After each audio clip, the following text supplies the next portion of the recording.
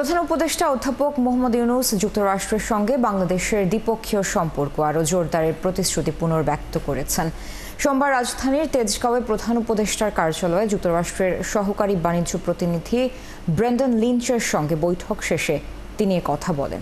এ সময় তিনি বাণিজ্য, বিনিয়োগ, জ্বালানি ও উন্নয়ন সহযোগিতার ক্ষেত্রে সম্পর্ক গভীর করার উপর জোর দেন। পাশাপাশি তিনি বলেন, শুল্ক ইস্যুতে বাংলাদেশ ও যুক্তরাষ্ট্রের স্বার্থ কাছাকাছি। বৈঠকে উভয় পক্ষই বাণিজ্য ঘাটতি কমানোর কৌশল নিয়ে আলোচনা করে। এ সময় বাংলাদেশ যুক্তরাষ্ট্র থেকে তুলা ও সয়াবিন সহ কৃষি পণ্য আমদানি বাড়ানোর আগ্রহের কথাও জানায়। এছাড়া আলোচনায় উঠে আসে জ্বালানি খাতে সহযোগিতা বৃদ্ধি, যুক্তরাষ্ট্র থেকে এলপিজি আমদানি, সিভিল এয়ারক্রাফট কেনা, মাদক নিয়ন্ত্রণ কার্যক্রম ও রোহিঙ্গা মানবিক সংকটের বিষয়গুলো। এই বৈঠকে আর উপস্থিত ছিলেন বাণিজ্য উপদেষ্টা শেখ বশির উদ্দিন, জাতীয় নিরাপত্তা উপদেষ্টা খলিলুর রহমান সহ আরও অনেকে।